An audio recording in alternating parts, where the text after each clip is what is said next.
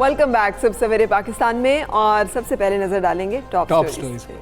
आवाम पर एक बार फिर चुपके से महंगाई का बम गिरा दिया गया। घरेलू सार्फिन के लिए गैस मीटर्स का रेंट 20 से बढ़ाकर 40 रुपए कर दिया गया। ओगरा ने एलपीजी की कीमतों में 3 रुपए फी किलोग्राम का इजाफा कर दिया। अदम बर्दाश्त मुआशरे को दीमक की तरह चाटने लगा। ताकतवर एहसास बर्तरी में मुब्तला। बुरेवाला में अफसोसनाक वाकया। निजी स्कूल का गार्ड अफसरशाही का शिकार हो गया।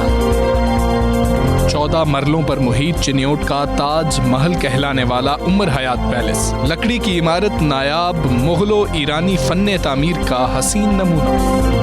जी वेलकम बैक सब सवेरे पाकिस्तान आप देख रहे हैं, और आपके सामने होगा कि काबीना की इक्तिसादी राब्ता कमेटी ने जो कुछ फैसले किए हैं गुज़िश्ता दिनों, उसमें बिजली की कीमत भी बढ़ाई गई, 1 रुपया 62 पैसे फी यूनिट, और फिर गैस के मीटर के किराए में 20 रुपया इजाफा। सब्सिडी भी अगर शामिल की जाए तो उसमें बिजली के जो नर्ख हैं वो भी 1 रुपया 30 पैसे रहेगा, अगर सब्सिडी भी हम डाल ली जाए, जो कि उन्होंने कहा है कि सब्सिडी दे के हम करेंगे। लेकिन जो 200 यूनिट तक इस्तेमाल कर रहे हैं उसमें 32 पैसे इजाफा किया गया। गैस के टैरिफ में भी हमजा इजाफा कर दिया गया। बिल्कुल हर चीज हर शोबे की बात की जाए ना तो सारे फरवरी तक का महंगाई का बम गिरा दिया गया। इस महीने से फरवरी तक का जो है ना वो 930 रुपए फी MMBTU औसतन, जबकि मार्च से जो है मकामी टैरिफ के तौर पर उसमें इजाफा होगा। सो एक तरफ तो गैस की कीमतें बढ़ाई जा रही हैं, पैदावार कम होती जा रही है, दूसरा मुतबादिल जो है उसका भी कोई इंतजाम और बंदोबस्त नहीं है। मुतबादिल हमारे पास एलपीजी है वो भी महंगा कर दिया गया, 3 रुपए फी किलो, वो भी 3 रुपए फी किलो महंगा कर दिया गया। लाहौर की अगर हम बात करें तो यहाँ पे एलपीजी जो है 120 रुपए फी किलोग्राम में मिल सकेगा। इसको गरीब का जो है ना वो कहते हैं फ्यूल कहा जाता है, लेकिन गरीब का जो फ्यूल है उस पर इस वक्त सूरत हाल ये है कि हमारे पास ये सबसे ज़्यादा महंगी है पूरे उसमें। हमारे बहुत नज़दीक है 40% एलपीजी हमारे करीबी मशरिक़ वस्ता में मौजूद है, लेकिन हमारे यहाँ पे इसका प्रॉफिट मार्जिन इतना ज़्यादा है। हमारा जो प्रॉफिट मार्जिन है वो तकरीबन 27,000 है। अगर इस प्रॉफिट मार्जिन को कम किया जाए तो फिर लोगों को रिलीफ मिल सकता है। गालिबन 1 टन के ऊपर जो मुनाफा है 27,000 है, लेकिन अगर हम दूसरे फ्यूल की बात कर लें पेट्रोल डीजल की तो वो तो 7-8 हज़ार रुपया बनता है। इसमें मार्जिन कितना ज़्यादा? लेकिन गरीब का जो फ्यूल है उसके ऊपर प्रॉफिट मार्जिन जो है घरेलू सिलेंडर का भी इनको बता देते हैं जी कि घरेलू सिलेंडर जो था ना एलपीजी का वो 1382 से बढ़कर 1416 रुपए तक पहुंच गया है। यानी कि महंगाई बढ़ती जा रही है। और इक्तिसादी राबता कमेटी का जिक्र किया, मुशीर खजाना हफीज़ शेख की ज़र सदारत ये इजलास हुआ था, और तकरीबन हर चीज़ ही महंगी कर दी गई। तकरीबन हर चीज़, मतलब सस्ता क्या हुआ है? जब पेट्रोलियम की कीमतें जो हैं उसमें ठीक है कि लाइट डीजल की कीमत जो है वो थोड़ी सी उसमें कमी की गई, 2 रुपया कुछ पैसे, लेकिन उसके बावजूद पेट्रोल की कीमतें भी बरकरार रखना, वो भी आवाम को रिलीफ ना मिलना है जो एक्सपेक्ट कर रहे थे कि उनको रिलीफ दिया जाएगा। यहाँ पर ये है कि एनर्जी सेक्टर जो हमारा है, जिसके हवाले से वजीर आज़म खुद कह चुके हैं, उमर अयूब साहब ये कह चुके हैं कि सर्दियों में गैस आपको नहीं मिलेगी, घरेलू सार्फिन के लिए भी बहुत मुश्किल हो जाएगा, बहरान आने वाला है। तो एनर्जी सेक्टर के लिए मुश्किलात हैं क्यों? क्वेश्चन ये है। बिल्कुल, और हमारी इंडस्ट्री भी कैसे चलेगी, घरों के चूल्हे कैसे जलेंगे, क्या रिप्लेसमेंट, क्या मुतबादिल पॉलिसी मौजूद है, जानेंगे। साबिक सेक्रेटरी पेट्रोलियम GS आबरी साहब, वेलकम इन सुबह सवेरे पाकिस्तान एंड गुड मॉर्निंग। बताइएगा सर, ये तो परेशान कुन खबरें हैं, तो ये आज तो नहीं हुआ कि हमारे सामने आया हो कि हमारी जो गैस है वो मुसलसल घटती चली जा रही है। यानी पिछले साल जो पैदावार थी 4000 मिलियन मुकाब फुट थी, जो इस साल कम हो के 3500 हो गई है। अगले साल कह रहे हैं कि और भी कम हो जाएगी, 3200 मिलियन मुकाब फुट तक आ जाएगी। तो गैस की प्रोडक्शन घटती चली जा रही है। पहले तो इसकी वजूहात बताइएगा, क्यों हम गैस में अब खुद कफील नहीं रहे, हमें गैस की कमी का सामना करना पड़ा है, और वज़ीर आज़म कह रहे हैं कि बहरान आएगा। बहुत शुक्रिया जी अस्सलाम को आपको और मेरे व्यूअर्स को। मैं यहाँ बताता चलूँ बहुत जल्दी क्योंकि आपके पास टाइम कम है। देखिए, एनर्जी सेक्टर बड़ा इंपॉर्टेंट है सारी दुनिया में, हमारा नहीं हर जगह बैकबोन ऑफ द इकोनॉमी होता है। एनर्जी सेक्टर हमारे यहाँ टोटली रूइंड हो गया है और रोज बरोज रूइंड होता चला जा रहा है।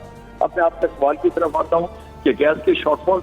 देखिए, गैस क्या चीज है, गैस लोकल प्रोडक्शन। अब इसके टू मीट द शॉर्टफॉल आपके पास 2 ही ऑप्शन है, या तो आप इम्पोर्ट करें या डोमेस्टिक एक्सप्लोरेशन करें। इम्पोर्ट के ऊपर मैं पहले कहता हूँ कि बहुत बड़ा माफिया है, और हमें इस मुल्क को डंपिंग ग्राउंड, नॉट सिर्फ गैस के इम्पोर्ट्स में, सारे पेट्रोलियम प्रोडक्ट के इम्पोर्ट वगैरह पे, मैं अपने आप को 40 साल के तजर्बे से आपको निचोड़ बता रहा हूँ कि इस मुल्क को डंपिंग ग्राउंड बनाया जा रहा है। तो इसलिए मैं इम्पोर्ट्स के तो बिल्कुल खिलाफ हूँ।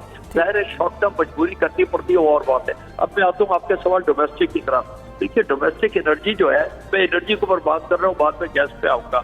हमें आज तक रिन्यूएबल हमारी इतनी रिसोर्सेज अवेलेबल है दुनिया में, पिछले 25 साल से रिन्यूएबल्स के ऊपर कोई काम नहीं हुआ। ठीक है, आजकल तो शुरू हुआ है, बट बिल्कुल जिसको कहते हैं ना आटे में नमक के बराबर भी नहीं है। रिन्यूएबल्स पे हमें वो एम्फसाइज करना चाहिए, जो सस्ती, अब हम बात करें सस्ती एनर्जी के लिए, मैं ये आपसे बातें कर रहा हूँ। उसके बाद हाइडल गवर्नमेंट ने आजकल कुछ बड़ा शुरू किया है, नमक से भी ज्यादा कर दिया है रिन्यूएबल्स के, जो मैंने मिसाल दिया था आटे में नमक, yes you are doing, but there so much of potential, और बिजली इससे सस्ती होती है, ठीक है, क्योंकि हमें इनपुट पे देने की। अब हम आते हैं गैस पे, डोमेस्टिक में जो बार बार कहता हूँ कि डोमेस्टिक एक्सप्लोरेशन होनी चाहिए, कि जो डोमेस्टिक यूज का फायदा होता है, बिसाइड चीप गैस हमें होता है कि एम्प्लॉयमेंट बढ़ती है, लोगों को जीडीपी बढ़ता है, और जब चीजें एनर्जी कॉस्ट कम होती है, फिर आपका इंडस्ट्रियल आउटपुट जो है ना वो हमारा इंक्रीज होता है, इंडस्ट्रियल एफिशिएंसी। तो हमारी एक्सप्लोरेशन क्यों नहीं हो रही सर? सवाल तो यही है कि जब हमें पता है उसकी वजह से क्यों नहीं हो रही। देखिए, ये गवर्नमेंट इसके ऊपर सीरियस नहीं है। पहले ये एक्सप्लोरेशन में 8-8, 10-10 साल लगते हैं, ये सस्टेन पॉलिसी, क्योंकि अभी तक सस्टेन पॉलिसी नहीं है। हमें बलूचिस्तान में जो है ना इतना पोटेंशियल है कि वहाँ पे हम करें, और पब्लिक सेक्टर को हम यूटिलाइज करें, क्योंकि जाहिर है प्राइवेट सेक्टर कंपनी नहीं आती है, लेकिन दुनिया में मैं आपको यहाँ बताता चलूँ, अफ्रीका वगैरह में भी प्राइवेट सेक्टर कंपनी जाती हैं, और उनका जी ठीक है जी साबरी साहब, ये प्राइवेट सेक्टर कंपनीज की आप बात कर रहे हैं, आप साथ गवर्नमेंट की भी बात कर रहे हैं, लेकिन ज़्यादा तो अफसरशाही के ऊपर वो मल्टीनेशनल कंपनीज डाल देती हैं कि उनका रवैया दुरुस्त नहीं होता, फाइलें कई अरसा पड़ी रहती हैं, तो इसमें ब्यूरोक्रेसी को भी लिंक किया जाता है कि अफसरशाही का रवैया इसमें दुरुस्त नहीं है, हमारी फाइल्स ही नहीं पास होती और फिर मल्टीनेशनल कंपनीज से काम ही नहीं करती। जी, ये देखिए, ये बात वजह है, लेकिन मैं क्योंकि खुद रिटायर्ड रहा हूँ, तो मेरे लिए ये बड़ा मायूब होता है कि मैं लोगों के लिए बात करूँ। बट यस, हमें अफसरशाही जो ब्यूरोक्रेसी है, they have to be equal partner, they have to be working, उसको शोल्डर टू शोल्डर जिसमें कहते हैं, जब तक वो शोल्डर टू शोल्डर नहीं करेंगे ये काम कहीं भी नहीं होगा, मैं आपको ये बता सकता हूँ। ठीक है, कोई लॉन्ग टर्म प्लानिंग सर आपके ख्याल में मौजूद है? अगर हमें मालूम है कि गैस की हम एक्सप्लोरेशन भी नहीं कर रहे, हमारे पास गैस की पैदावार भी घट रही है, और हमें गैस की ज़रूरत भी बढ़ रही है, हमें इंडस्ट्री को भी देना है, घरों को भी देना है, तो हमारे पास पॉलिसी क्या है, कोई बनाई गई है? देखिए, पॉलिसी जो है ना इसको बनानी चाहिए। सबसे पहले मैं मना करता हूँ कि गैस की अनप्लान्ड डिस्ट्रीब्यूशन जो है ना न्यू टाउन विलेजेस को नहीं होनी चाहिए। अनफॉर्चुनेटली ये गवर्नमेंट भी विलेजेस को दे रही है, विच इज रॉन्ग। हमें एलपी, क्योंकि इसकी कॉस्ट बड़ी महंगी हो जाती है, लॉसेस बढ़ते हैं, ये सारी चीजें, इसके अगेंस्ट हमें एलपीजी देनी चाहिए। ठीक है, उसकी कॉस्ट ज्यादा होती है, लेकिन that can be very monitored, और बड़े तरीके से वो हो सकता है काम। तो ये हमें इसका ये करना चाहिए, और डोमेस्टिक सबसे पहले है कि डोमेस्टिक एक्सप्लोरेशन हम अपनी करें, और ब्यूरोक्रेसी जो है। सर, एलपीजी की जो बात कर रहे हैं हम, कि हमारे यहाँ पे एलपीजी इतना ज़्यादा महंगी, प्रॉफिट मार्जिन उस पर इतना ज़्यादा रखा गया है कि 1 टन के ऊपर जो मुनाफा है वो 27,000 रुपए के करीब रिपोर्टेड है, बताया जाता है। इस मुनाफे को कम करने के बारे में कभी डिस्कशन हुई, कभी बात हुई कि कम से कम रिप्लेसमेंट जो एक फ्यूल है या एक गरीब का जो फ्यूल है उसे सस्ता की जाने की कोशिश की जाए? इस पर मैं बताता हूँ कि देखिए, LPG is a deregulated product. अब ये इसको रेगुलेशन ऑगरा में आती है, ऑगरा should be maintaining its regulation, prices वो चेक करें कि कितना है। ये अगर ये प्राइसेस इतनी अनविल्डी है जैसे अभी आपने कहा, वो होगी, मैं क्योंकि मेरे पास नंबर्स नहीं है, मैं इसलिए आपकी बात को के ऊपर इंतजार कर रहा हूँ। ऑगरा शुड बी मॉनिटरिंग इट, कि इतना प्रॉफिट जो है ना ये तो कहीं भी नहीं होनी चाहिए, जैसे सीपीपी मॉनिटर करती है, ऑगरा इन चीजों के मॉनिटर है, तो they should be doing it. अभी आपने मीटर के रेंट का कहा है, देखिए मीटर का रेंट सरासर, मैं कह रहा हूँ बोर्ड की मीटर का रेंट बढ़ा रहा सरासर नाइंसाफी है, क्योंकि मीटर जब एक मरतबा लग जाते हैं, एक तो आपका शुरू में कॉस्ट प्राइस लेते हैं, फिर मीटर की डेप्रिसिएशन हो रही होती है, ये मीटर का रेंट किस बात का बढ़ाते हैं? ये तो डबल, ये सारी टैक्सेशन मैकेनिज्म हो रही हैं, और उसका प्रॉफिटेबिलिटी मैकेनिज्म है, क्योंकि जब शॉर्टफॉल होती है प्रॉफिट में, लोग ऑयल या गैस मार्केट कंपनीज को डिस्ट्रीब्यूशन को, तो इधर से उसको पूरा करना चाहती है। तो ये जो है ना, ये कोई मतलब है कि इट्स अ वेरी बैड उसको ना। लेकिन सर, कहीं आपको कोई उम्मीद की किरण नजर आती है? चले, इस सर्दियों में गैस का बहरान रहेगा, क्या अगली सर्दियों तक इस बहरान का कोई मंसूबाबंदी दिखाई दे रही है कि अगली सर्दियां इससे बेहतर होंगी? क्या अभी हम जो है वो नहीं डील कर पाए? जी, मैं माजरत के साथ कह रहा हूँ कि मुझे कुछ नजर नहीं आ रहा है, कुछ नजर नहीं आ रहा। हालांकि पोटेंशियल बहुत है, उसमें पोटेंशियल बहुत है, बट मैं बड़ी माजरत के अपने कुलीग से कह रहा हूँ कि फिलहाल मुझे कोई नजर नहीं आ रहा है। मुझे अफसोस भी होता है, और अच्छा सर, ये भी बताइएगा, पाकिस्तान जो है उसमें गैस के ज़खायर के बारे में बताइएगा। क्या ये गैस के कितने ज़खायर मौजूद हैं? एक्सप्लोरेशन तो नहीं हो रही, लेकिन क्या हमें ये मालूम है कि हमारे पास गैस के ज़खायर इतने मौजूद हैं कि अगर एक्सप्लोरेशन की जाए तो फ़ायदा? आपको याद होगा वज़ीर-ए-आज़म ने एक दफ़ा कहा भी था कि समंदर में कोई ऐसी ड्रिलिंग की गई है और गैस के ज़खायर मिले और फिर वो नहीं है। ये बातें सामने आ रही है कि 5 साल से तो ड्रिलिंग भी नहीं की जा रही। जी, असल में देखिए ऐसा है, 2 तरह के ज़खायर होते हैं। एक होता है प्रूवन, जो कि साबित हो चुके होते हैं एक्सप्लोरेशन के बाद, वो तो पब्लिक फिगर है। एक होता है प्रोबेबल, कि इसकी बेस के ऊपर हम एक्सप्लोरेशन करते हैं। तो प्रोबेबल ज़खायर बिल्कुल है, ठीक है, प्रोबेबल ज़खायर बिल्कुल है, बट वो तभी दरियाफ्त होते हैं जब आप ड्रिलिंग करते हैं। एक हमारे यहाँ पर ये होना है कि जो ड्रिलिंग करके रिजर्व, आज जब कोई कंपनी आती है उसको कम से कम 5 साल लगते हैं स्टार्ट करने में और सब चीजें मोबिलाइजेशन करने में और पहला वेल्ड बिल्ड करने में। बिल्कुल सही जी, ठीक है जी साबरी साहब, बहुत शुक्रिया हमारे साथ रहे। और हमजा, आपको पता है ईरान का और यूनान का जो इख्तलाफ चल रहा है वो इस रिसोर्सेज पर चल रहा है। समंदर के अंदर वो ड्रिलिंग कर रहे हैं जहाँ गैस के ज़खायर, जो कि उर्दगान ने, तुर्की सदर ने बताया, और वो कह रहे हैं हम अपने रिसोर्सेज को नहीं जाने देंगे किसी और के पास, और हम एक्सप्लोरेशन ही नहीं कर रहे। हमारे तरफ लैक ऑफ प्लानिंग तो एक मसला है ही, लेकिन दूसरा मसला फरा वो है जिसकी तरफ अब हम जा रहे हैं, अदम बर्दाश्त। अदम बर्दाश्त बहुत बड़ा हमारे माशरे के लिए एक मसला बन गया है और दीमक की तरह ये हमारे माशरे को चाट रहा है। हर ताकतवर अपने से कमजोर को इंसान समझने को ही तैयार नहीं है। ये अफसोसनाक वाक़या आपने भी देखा होगा, हमारी स्क्रीन भी अभी आपको दिखाना शुरू कर देगी। एक निजी स्कूल का गार्ड अफसरशाही का शिकार हुआ। असिस्टेंट कमिश्नर साहब पहुंचते हैं वहाँ पे, और चूंकि उन्हें प्रोटोकॉल नहीं मिलता और वो अब एज पर SOPs वो चेक कर रहा है टेम्परेचर, और उन्हें नागवार गुजरता है तो फिर उसके ऊपर जो है यलगार कर दी जाती है, उसको तशद्दुद का निशाना भी बनाया जाता है, घसीट कर लेकर भी जाया जाता है, FIR भी काटी जाती है। अब ठीक है कि मजिस्ट्रेट ने रिहा कर दिया और असिस्टेंट कमिश्नर जो है उनका तबादला कर दिया गया, लेकिन क्या ये काफ़ी? ये काफ़ी है। और देखें फरा, हम कल जब ये मामला आया, हम आपस में डिस्कशन कर रहे थे, तो हमने ये देखा कि भाई एक वाकया हमारे स्कूल में ऐसा हो चुका है, मुसल्ला गार्ड्स आपके साथ मौजूद हैं, आप सिविल कपड़ों के अंदर मौजूद है, ठीक है आप असिस्टेंट कमिश्नर हैं, लेकिन एक गार्ड की ड्यूटी है कि आपको दाखिल होने देगा या नहीं देगा। तो उसने आपको देखना है, अपना काम कर रहा है और आपको वही अच्छा नहीं लगा। मुझे तो लगता है कि AC साहब को उस गार्ड को इनाम देना चाहिए था कि आप अपनी ड्यूटी इतनी अच्छी तरह से कर रहे हैं। आपने इस चीज़ को भी नहीं देखा कि मैं हूँ ऑफिसर हूँ, आप डरे नहीं हैं, आपने अपना काम बिल्कुल अपने प्रोटोकॉल, अपने SOP के मुताबिक किया है। Well done. वो वेल डन क्या कहना था, उल्टा उन्होंने उसको जो है वो ताप का निशाना बना दिया, मुकदमा करवाया गया, तो क्या एग्जाम्पल सेट किया आपने? बस यही देखने की जरूरत है कि अदम बर्दाश्त क्यों है, हम क्यों नहीं समझने को तैयार। अब ऐसे ही है, वार्डन अक्सर किसी बड़े आदमी का चालान करने लगते हैं तो उनको तशद्दुद का निशाना बना दिया। अच्छा, ये तशद्दुद के बढ़ते हुए जो वाक़यात है ना, ये तो अफसरशाही है, ये तो हमारे यहाँ एहसास बर्तरी भी है, लेकिन उसके साथ साथ तशद्दुद का दिन भी है, अदम तशद्दुद को ख़त्म करने का। आपके सामने भी साहिवाल में खातून पोस्ट मास्टर पे तशद्दुद किया गया था, हमने मतलब मारपीट की गई, हमने उस पर भी बात की थी, लाड़काना में ASI पे इस तरह से। और ये आज भी आप खबरें सुनेंगे ना तो 10 वाक़यात तो आज ही के सिर्फ रिपोर्ट हो रहे होंगे। बिल्कुल। तो इस हवाले से हम बातचीत करेंगे। हमारे पास मुल्क के मारूफ एक्ट्रेस मेरे साथ हैं डॉक्टर सदाकत। अस्सलाम वालेकुम doctor Sadaqat, good morning, thank you for joining us. Sir बताइएगा, ये तशद्दुद का बढ़ता हुआ रुझान क्या है, क्यों है? अच्छा, ये जो 21वीं सदी है, इसमें जो तेज़ी आई है तशद्दुद के बढ़ते हुए रुझान की वजह ये भी है क्योंकि हर चीज़ फास्ट ट्रैक पे हो गई है। अब मालूमात एक दूसरे तक बड़ी तेज़ी से पहुंचती हैं। अगर कोई इंसिडेंट होता है तो वो चारों तरफ लोगों को उसकी इत्ला हो जाती है। तो पहले मौका मिल जाता था थोड़ा सा, यानी रिएक्ट करने के लिए जो रिएक्शन टाइम था वो पहले बहुत ज़्यादा मिलता था, अब रिएक्शन टाइम बहुत कम मिलता है।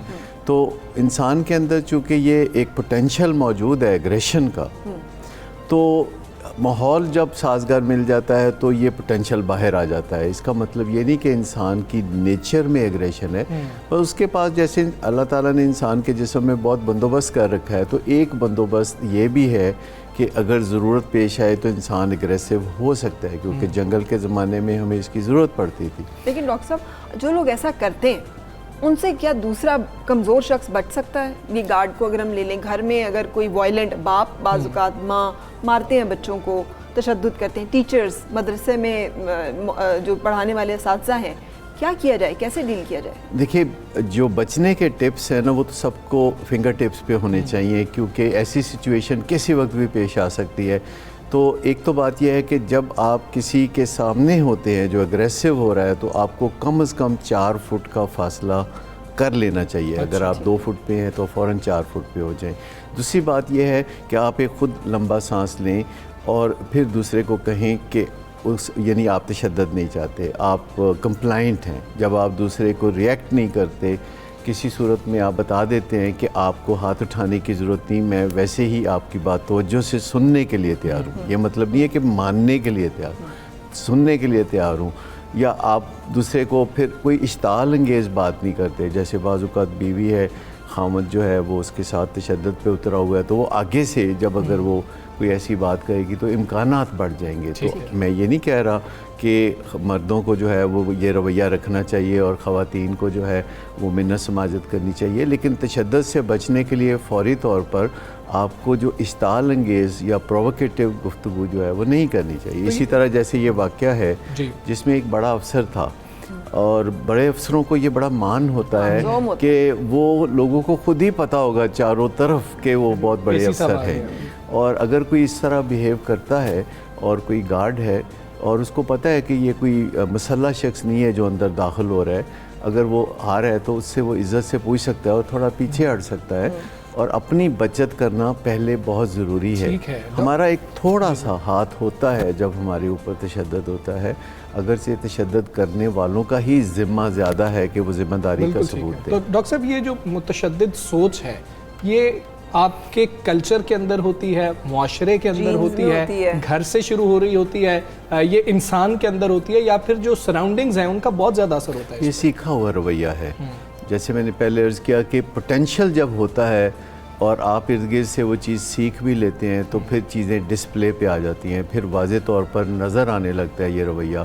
जैसे अगर देखें तो हमारे माशरे में पैसिव होना कोई अच्छी बात नहीं समझी जाती। एग्रेसिव होना जो है, ख़ास तौर पर देहातों में जो लोग एग्रेसिव अपना रखते हैं चेहरा, तो दूसरे लोग जो हैं उनकी बात मानते हैं, तो ये बड़ा रिवॉर्डिंग होता है। तो बाज़ औक़ात लोग मैनेजर्स होते हैं या जो किसी ऑर्गेनाइजेशन के सीईओ होते हैं, तो उनको कुछ कहे बगैर ही सिर्फ चेहरा ज़रा तलख रखना, अग्रेसिव रखना और अग्रेसिव टोन रखना, तो उनकी मैनेजमेंट चलती है। तो ये उनको नहीं पता कि ख़ुद उनको इससे कितना नुकसान पहुंचता है, और जो दिल के दौरे लोगों को पड़ते हैं तो उसके पसे पर्दा यही एग्रेशन होती है, ये उसका किक बैक है, दिल के दौरे जो है। क्या तजवीज़ करेंगे, क्या किया जाए माशरती तौर पे पॉलिसी मेकिंग में कि चीज़ें बेहतर हो जाएं, ये ख़त्म हो हमारे यहाँ ये जो दो चीज़ें बड़ी पिवटल हैं।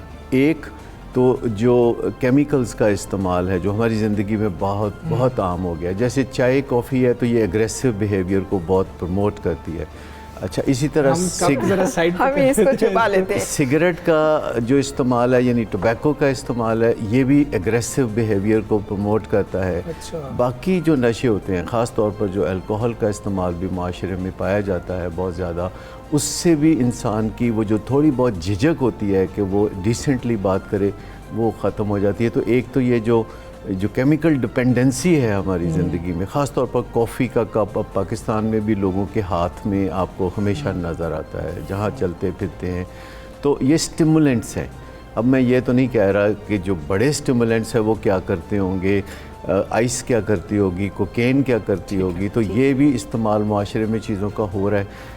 दूसरा जो पिवटल रोल अदा कर सकती है चीज़, वो है कम्युनिकेशन स्किल, क्योंकि जो भी एग्रेसिव होगा इसका मतलब है कि उसकी बातचीत ख़त्म हो चुकी है, अब वो हाथापाई पे उतरा हुआ है, अपने आप को एक्सप्रेस करने के लिए वो हाथ चला रहा है। तो जो कम्युनिकेशन स्किल है वो बहुत ही ज़रूरत है उसकी, ख़ास तौर पर हमारी जो ब्यूरोक्रेसी है, क्योंकि उनके ऊपर काम का प्रेशर बहुत होता है, वो उनको जैक ऑफ ऑल ट्रेड्स बनाया जाता है। एक महकमे से निकाल के उनको दूसरे में, दूसरे से निकाल के तीसरे में, फिर शहर बदले जाते हैं, उन्हें कहीं सेटल नहीं होने दिया जाता। हालांकि सेटल होने के बड़े फ़ायदे हैं, उनके पॉजिटिव और नेगेटिव पॉइंट्स उभर कर सामने आएंगे, लेकिन ये तबादला कर देंगे अगर आप, तो उनको तो क्लीन स्लेट मिल जाती है। किसी भी ब्यूरोक्रेट के लिए या सरकारी अफसर के लिए जो तबादला है, इससे बड़ी नेमत कोई नहीं है कि वो पिछला मामला ख़त्म और अगला मामला शुरू। अच्छा डॉक्टर साहब, ये भी बताइएगा, वो कहते हैं ना लातों के भूत बातों से नहीं मानते, ये भी एक बहुत बड़ी उन लोगों की जस्टिफिकेशन होती है। कहते हैं यार इनको समझ ही नहीं आती हमारी बात की,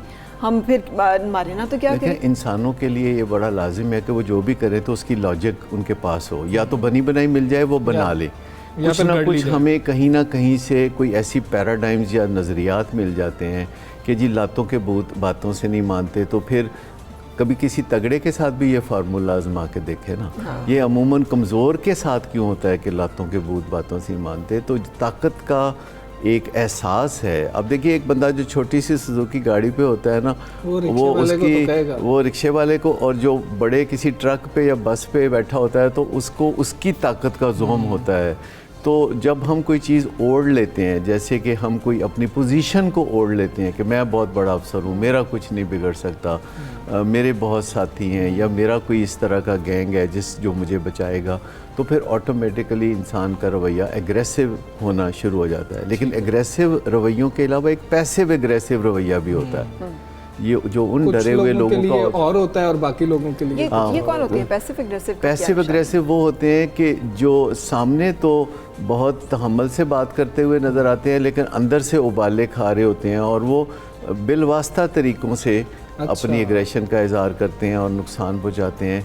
ये घर के अफराद भी हो सकते हैं, ये बाहर भी जो दफ्तरों में सबॉर्डिनेट्स होते हैं। अगर कोई बॉस अपने सबॉर्डिनेट से बुरा सलूक करता है तो सबॉर्डिनेट नहीं बुरा सलूक कर सकता, लेकिन वो अदारे को नुकसान पहुंचा के किसी तरह अदारे की स्टेशनरी या अदारे की बिजली ज़ाया करके वो अपनी बढ़ा। अच्छा, फिर ये वो लोग होते हैं जो फिर ये हुकूमती प्रॉपर्टी तोड़ देते हैं, कोई चीज़ लगी हुई तो उन्हें गुस्सा अपना वो कहीं ना कहीं जहाँ वो गुस्सा निकाल सकते हैं वहाँ पर वहाँ। डॉक्टर साहब, घर का जो मामला होता है, मैं बच्चों के हवाले से पूछना चाह रहा हूँ कि माँ बाप पुरतशद्दुद हों, वो तशद्दुद बच्चों पर करते हों, या आपस में कुछ ऐसा मामला हो तो बच्चों की ग्रोथ पर के, जैसे फरहा ने भी बात की थी कि लातों के भूत बातों से नहीं मानते, हम समझते हैं कि बच्चों को मारेंगे तो वो सीधे रहेंगे। क्या ये बात कितनी गलत है और कितनी दुरुस्त है? बहुत ही गलत बात है। और अगर मैं एक आपको अंदाज़ा देना चाहूँ तो किसी बच्चे के साथ जो सेक्शुअल अब्यूज़ होता है और उसके जो बुरे असरात होते हैं, उतना ही असर फिज़िकल अब्यूज़ का भी होता है और उसके बुरे असरात होते हैं जो तादेर ज़िंदगी में उसके साथ चलते हैं।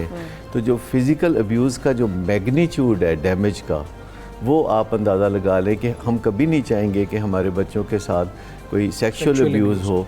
तो हम ये क्यों चाहते हैं कि हमारे बच्चों के साथ फ़िज़िकल अब्यूज़ हो, जो हम खुद करते हैं। मारपीट जो है, हर माँ अपना हक समझती है कि वो बच्चे की पिटाई ज़रूर करेगी, और वो चूँकि उसका बच्चा है तो उसको कोई मत रोके। और वही माँ जब खामद के हाथों पिटती है तो वो काफ़ी वावेला करती है। तो मतलब कहने का ये है कि अगर खामद बीवी पे हाथ उठाए तो वो एग्रेशन है, और जो अगर माँ बच्चे पे हाथ उठाए तो वो एग्रेशन नहीं है, वो तरबियत है। छोटी सी बात बता दीजिएगा, औरतों को बड़ा एक्यूज़ किया जाता है, आपने अपने बच्चों की तरबियत ठीक नहीं की इसलिए वो बीवी को मारते हैं। तो व्हाट टू डू के to raise a responsible man या रिस्पॉन्सिबल पर्सन जो कि फिर नॉन वायलेंट हो, जो अदम तशद्दुद पे यकीन रखता हो? देखिए, वो action speaks louder than words. कि अगर आप चाहते हैं कि आपके बच्चे अपनी ज़िंदगी में एग्रेसिव रवैये ना अपनाएं या मारपीट ना करें, तो फिर आप उन्हें नमूना बन के मत बताइए। आप मुलाजमों के साथ डिसेंट अगर होंगे तो उसका आपके बच्चों पे बहुत असर पड़ेगा। अगर आप सबॉर्डिनेट्स के साथ अच्छा सलूक करेंगे तो आपके बच्चे वही सीखेंगे। अच्छा माहौल देना बहुत ज़्यादा ज़रूरी है। तो आपको अमली नमूना बनना होगा। अपने गुस्से पे काबू पाना बहुत आसान है, लेकिन ये सीखने का काम है, ये विल पावर का काम नहीं है कि आप अपनी विल पावर इस्तेमाल करते हुए अपनी एग्रेशन पे काबू पाएं। तो इससे कहीं बेहतर है कि आप इसको सीख लें। इसको सीख लिया आज के ज़माने में 21वीं सदी में सीखना चीज़ों का बहुत आसान है, और ये आप थोड़ी सी कोशिश, एक चीज़ सिखा दें, जस्ट वन, एक टिप दे दें टू स्टार्ट विद। देखिए, सिंपल सी बात यह है कि अगर आपका वास्ता किसी शख्स से पड़ता है और वो बहुत अग्रेसिव है और आप उससे डील करना चाहते हैं, तो याद रखिए कि आप उसको सवाल कीजिए, आप उसको एक्सप्रेस करने का मौका दीजिए। जितना वो लफ्ज़ों में बोलेगा उतना ही वो हाथों से नहीं बोलेगा। ठीक है। ये एक सिंपल सी लॉजिक है कि आप सुनने के एंड पे आ जाइए। आप सुनने के एंड पे आ जाइए। डॉक्टर साहब, बहुत शुक्रिया आपका, आप तशरीफ़ लाए, हमें वक्त दिया, और बहुत अहम इंफॉर्मेशन थी और बड़े अच्छे वो चीज़ें थी जो आपने हमारे साथ शेयर की हैं। अच्छा, पाकिस्तान की सकाफत जो है ना, उसके खूबसूरत रंग हैं, जिसमें उमर हयात पैलेस भी है जो कि चिन्योट का ताजमहल कहा जाता है इसको। चिन्योट वैसे भी अपने फर्नीचर के लिए, अपनी खूबसूरत नक्शो निगार वाले लकड़ी की बनी हुई चीज़ों के लिए शोहरत रखता है। तो इसकी तो यहाँ पर बहुत सारी खूबसूरती है, लेकिन वहाँ पर अदम तवज्जुही जो है वो इस पैलेस को दिमक की तरह इस वक्त चाट रही है। 14 मरलों पर मुहित है ये खूबसूरत खूबसूरत पैलेस जिसपे तय खानों समेत बुलंदोबाला 5 मंजिलें भी हैं। इसकी तामीर जो बरसगीर के मशहूर माहिर तामीर उस्ताद इलाही बख्श परछा ने की थी, जिनकी शोहरत के चर्चे इंग्लिस्तान तक थे। शेख उमर हयात ने भी इसीलिए जो है 1923 में अपने बेटे गुलजार हयात के लिए जो है इसको बनवाया था, और आज भी शायद इसी वजह से इसको गुलजार मंजिल भी कुछ लोग कहते हैं। और चिन्योट शहर के वस्त में बनी लकड़ी की ये इमारत नायाब मुगलो ईरानी फन तामीर का जो है ना एक लेकिन इस वक्त जो है खस्ता हाली का शिकार है। तो हम आपको ले रहे हैं, वहाँ पर हमारे रिपोर्टर मौजूद हैं कलीमुल्लाह, वो हमें बताएंगे कि इस वक्त चिन्योट का ये ताजमहल उमर हयात पैलेस जो है वो किस सूरत हाल में है। जी बिल्कुल, चिन्योट तारीखी लिहाज से काफ़ी अहमियत का हामिल है, और ये छोटा सा जो शहर है कमोबेश 2000 साल पुरानी तारीख के अंदर यहाँ पर बहुत सारे जो शाहकार हैं समोए हुए हैं। तो उन्हीं शाहकारों में से एक शाहकार उमर हयात महल है, जो 1921 से 1930 के दरमियान जो है शेख उमर हयात ने जो है वो अपनी हयात में तामीर करवाया।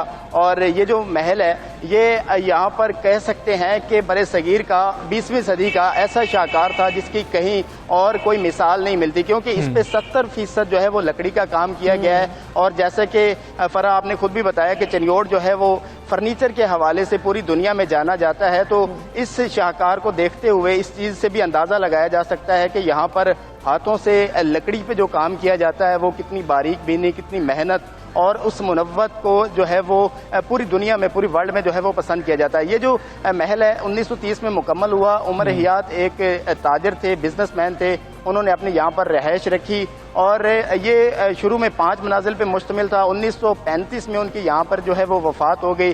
करीब ही यहाँ पर एक कब्रिस्तान है, वहाँ पर उन्हें दफन किया गया, जबकि उनके जो इकलौते बेटे थे गुलजार, शेख गुलजार, वो कलकत्ता में बिजनेस संभाल रहे थे। जब उन्हें पता चला इस सारे मामले का तो उन्होंने यहाँ पर जो है वो सकूनत इख्तियार की, और शादी के अगले ही रोज़ मुख्तलिफ किस्म की जो रवायतें हैं वो मिलती हैं, तो शादी के अगले ही रोज़ वो भी अपने कमरे में मुर्दा हालत में पाए गए। तो उनकी जो वालदा हैं उन्होंने यहाँ पर ये जो जगह है इसको, महल को, और उनके जो बाकी ख़ानदान के लोग थे उन्होंने मनहूस करार देते हुए इस बिल्डिंग को छोड़ दिया।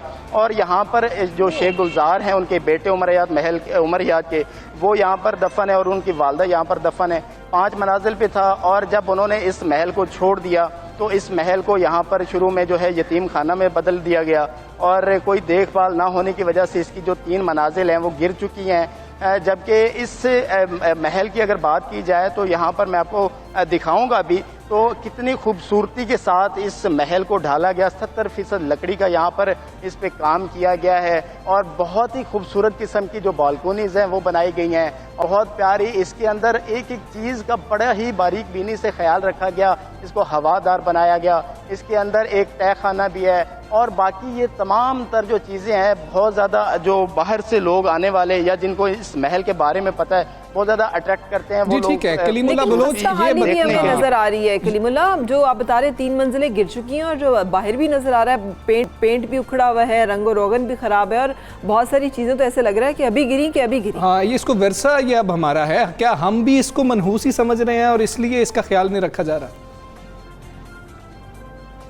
जी, ये 1990 में फिर हुकूमती तहवील में आ गया, और उस वक्त के डिप्टी कमिश्नर झंग जो हैं उन्होंने इसको अपनी तहवील में लिया। अमजद साकिब यहाँ चिन्योट के असिस्टेंट कमिश्नर थे, उन्होंने इसको संभालने की बड़ी कोशिश भी की, और बताया जाता है कि इस पे वक्तन फ़वक्तन जो है वो काम भी होता रहा, लेकिन बदकिस्मती से हुकूमत की जानिब से कोई ख़ास तवज्जो ना देने की वजह से आज ये जो महल है ये मकबरे में तब्दील हो चुका है, और यहाँ पर जो है वो इंतज़ामिया की जानिब से एक लाइब्रेरी बनाई गई है, कुतुब खाना है, यहाँ पर एक छोटा सा जो है अजायब घर भी बनाया गया है। तो यहाँ पर जो शहरी हैं उनकी जानिब से बारहा इस हवाले से ये बताइएगा कि कुन्ना कहाँ पे मिलता है, आपको पता है?